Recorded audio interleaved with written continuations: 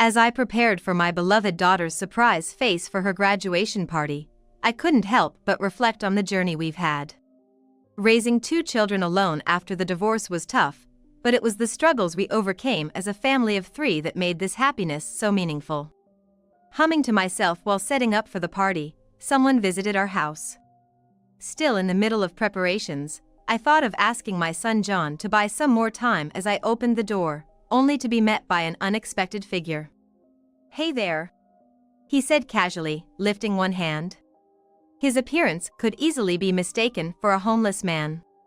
Shocked, I was rooted to the spot, unable to speak. "Dad?" I turned towards the voice to find that my 2 children came home. They stared at Rob with a mix of disgust and astonishment. My daughter Milena denied John's words, declaring this man is no longer her father, and tried to lead John into the house. "You can't live without me, can you? I could take care of you again, if you want." Everyone was stunned by his words, needing a few seconds to process. As we all laughed off his absurd statement, Rob looked confused at first, but then his face twisted in anger. He started ranting about not being mocked. "What's all this noise? What's going on?" Just then, someone from the house, drawn by the commotion, joined us outside. I took a deep breath and turned the tables on my ex-husband. "Let me introduce you to..." "John, wake up! I'm not gonna be responsible if you're late." "I am Carrie. I'm a 40-something housewife and a work-from-home. I hate to admit it, but the gap between the ideal 40-year-old I imagined and my actual life feels wider than the Grand Canyon. But having landed a decent job at an IT advertising agency, experienced some meaningful relationships, and married with a reasonably fulfilling life, I'm doing all right." While I'm doing the dishes in the kitchen, the sound of footsteps approaches from the 2nd floor as John, my middle school-age son, comes downstairs. As I wash away the dish soap suds along with John's unreasonable demand of why I didn't wake him up earlier, I retort that he should try coming down the stairs more quietly. John is too busy biting into his breakfast toast to listen to me. "It's really childish that you can't wake up on your own even in middle school," Milena, my high school-age daughter, said with an exasperated tone. She brings her used dishes to the kitchen for me. Milena is calm and confident in her academics, but like me, she's shy when it comes to love. She blushes and reverts to a typical teenage girl when the conversation turns to romance. I wonder how things are going with that boy from the basketball team. As Milena hands me the dishes, John, still with food in his mouth, starts complaining to her. Rob, my husband, who was busy on his phone, scolds him. Our mornings always start with such chaos. Rob was my senior at work who handled my training when I was new. He's earnest at heart but lacks attention to detail, and isn't reliable when it really matters. I never thought of him romantically back then, but couldn't refuse his persistent advances, which led to our marriage. That was the first time I realized I'm too easily persuaded. Rob recently got promoted to a manager position, which has led to more business trips. I'm happy about his promotion, but whenever I ask him when he's coming back, he always evades the question. Even when he does return and I try to massage his shoulders, he shakes me off irritably, telling me not to bother him. Lately, he's been on his phone all the time at home, and our interactions as a family have diminished. He's also been coming home late more often, even on days without business trips. I hesitate to ask why, so I never bring it up. Today, he's supposedly on another trip, but as usual, he won't tell me when he's returning. Yet, he randomly comes home and orders me to prepare meals as if it's the most natural thing. As I do the dishes and gently ask about his return, he explodes, "Enough. It's work, how am I supposed to know when I can come back?" His yell shatters the peaceful morning, freezing the atmosphere instantly. Barely preventing myself from dropping a plate in shock, I apologize to Rob. But he just leaves the living room with a guilty look, without a word. "Wait.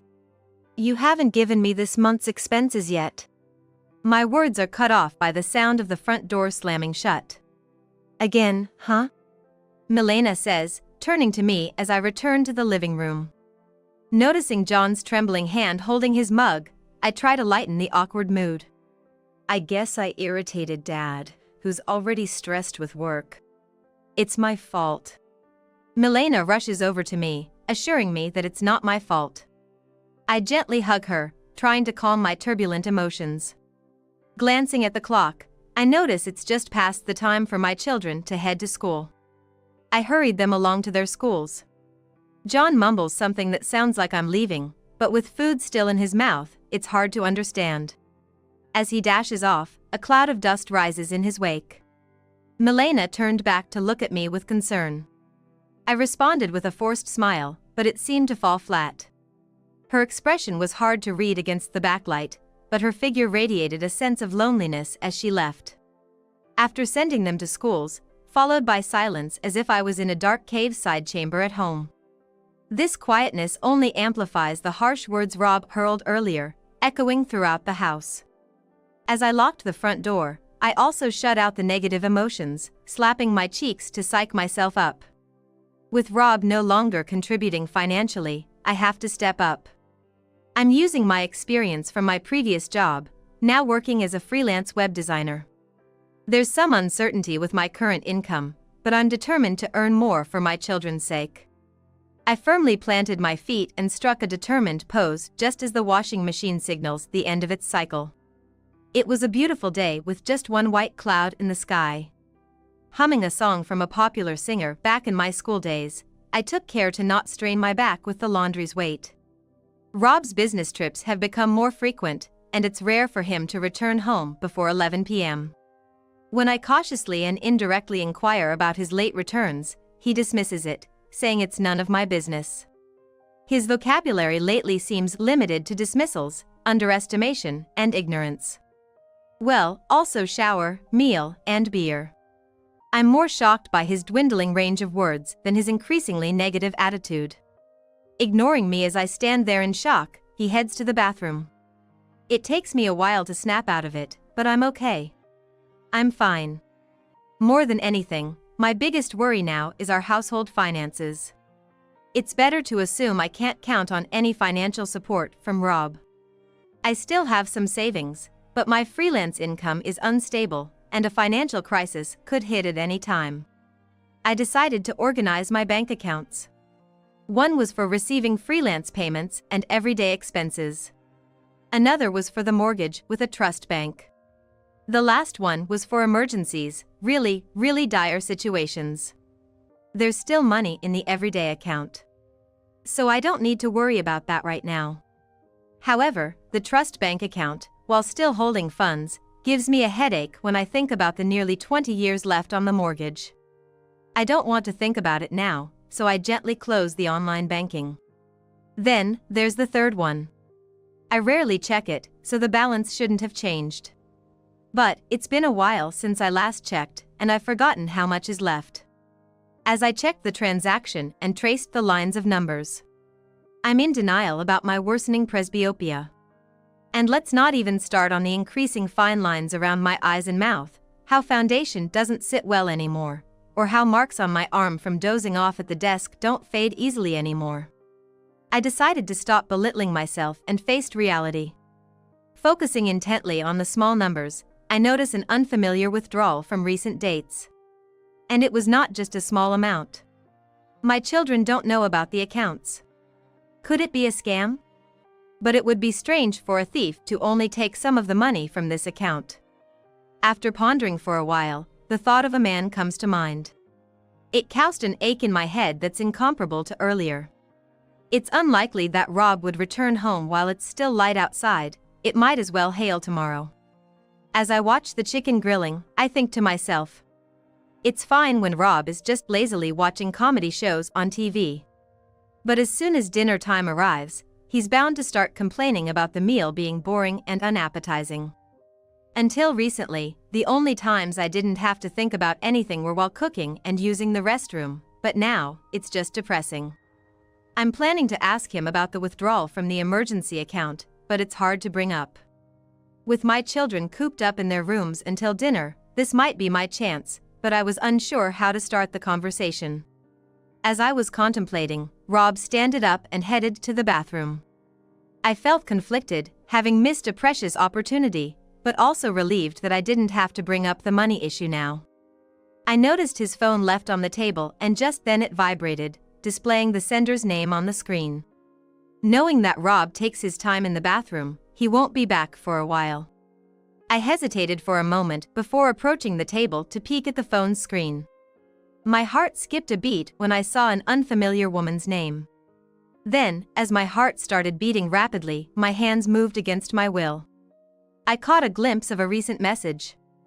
And just then, I heard footsteps in the hallway. I quickly restored the phone to its original position and placed it back on the table. "Mom, is dinner ready yet?" I told John that it would be ready soon and urged him to take his seat at the table. I'm sure tonight's complaints won't just be about the food. As I picked up a blackened chicken, I let out a sigh. Later that night, once everyone was asleep, I embarked on a secret mission. The message I saw earlier won't leave my mind. I have a gut feeling that it's my duty to investigate further. My hands and feet were trembling slightly.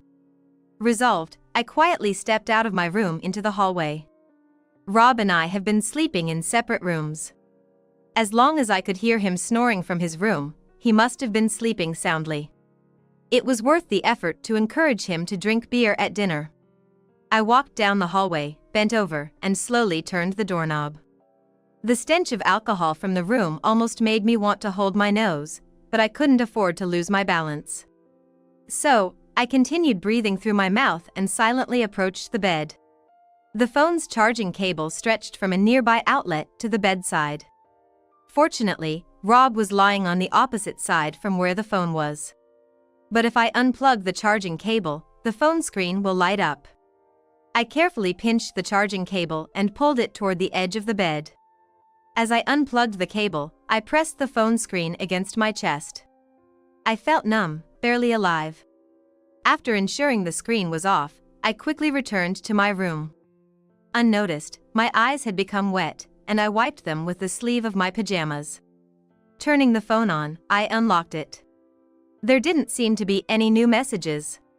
I opened the messaging app and looked up the woman's name I had seen earlier. Hawaii was so much fun. With you, Maria, anywhere is fun for me. Where should we go next? I want to go to France. But Rob, how do you manage the money? The money's secretly from my wife's savings. Seriously? You're worse than I thought. Well, it doesn't matter to us. We're getting married soon, right? Between their messages were several photos from their trip. The tension I had felt earlier seemed like a lie. I was surprised at how calm I could be. Going back to Rob, who was sound asleep, I reconnected the charging cable to the phone and left it on the floor. Sliding back to my room, I stood in the middle for a while, playing with the darkness that filled the space. My tears had long dried. The next morning, I prepared breakfast for everyone more smoothly than usual. There was still time before my children woke up. Rob, with his bed hair and yawning, took his seat. I greeted him with a cold gaze. "Good morning." My greeting was like a breath of wind at sunrise, passing through him and dissipating in the air. "Who's Maria?" Rob's hand, bringing breakfast to his mouth, stopped. "Where did you find out?" "I saw it on your phone. I also know you've been stealing money from my account." He finally looked at me. His eyes were filled with cold anger, but they had no effect on me now. "I want a divorce." I couldn't accept the conclusion he stated so quietly and decisively. "The fault lies with you, doesn't it? How can you come to such a conclusion? First, give back the money." Before I could finish, a white plate with breakfast on it grazed my cheek. It shattered behind me as Rob barked, refusing to acknowledge a divorce like a wild beast. My children, having heard the commotion, entered just as he stormed out. As soon as Milena came to my side, all my strength left me, and I collapsed. "Stay away from the broken dishes. They're dangerous." The first words I tried to utter were interrupted by my sobs, turning to nothing in my mouth. That day, I couldn't bring myself to do anything and had to apologize to a client for delaying a deadline. This is the first time I've ever had to postpone a deadline. When Rob returned from work, he slammed down a completed divorce form, gathered a few essentials, and left. His last words were, "You better sign it and contact a lawyer." Milena, who had recorded everything on her phone just in case, emerged from behind the curtains. John had also been waiting in another room, gripping a baseball bat. I told them to stop because it was dangerous, but they didn't listen. Thankfully, nothing happened this time, but the thought of a parent hurting their own child unnerved me. Both my children agreed with the divorce, but I hesitated. It felt too sudden. And I wasn't confident in my ability to financially support them on my own. After discussing and sharing my honest feelings with my children, we decided I would get divorced. Milena said she would contribute her part-time job earnings to the household, and John offered to help more with chores. I was reluctant to rely on my children, but we resolved to get through this together. A week had passed before we reached this conclusion. Both my children said they felt refreshed without Rob around. I had my own anxieties, but life felt less stressful without him. After consulting a lawyer, the divorce was duly finalized. The breeze that greeted me as I stepped outside the office left me feeling refreshed. 3 years have passed since then. Milena, busy with her studies, kept contributing her earnings from part-time work, for which I was immensely grateful. Despite my insistence for her to focus on her studies, we had a major argument over it. But without the money Milena earned from her job, our family might have fallen apart by now. As for her exams, unfortunately, she didn't get a good score. I feel responsible for this, and I truly regret it. Milena, taking a firm stance, reassures me, saying she chose this path herself. John's surprisingly good at household chores. He handles cleaning, laundry, and sometimes even cooks, significantly reducing my workload. However, he was uncomfortable with washing the female member's underwear, which caused a bit of a dispute. Reflecting on the past 3 years, a lot has happened. Life post-divorce was harder than before, but as a family of 3, we managed to overcome various difficulties.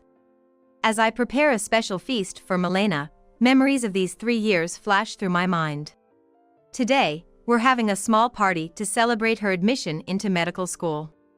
She might not like it, but it was not only a celebration of her getting into that renowned university, but also to express our gratitude for everything up to now.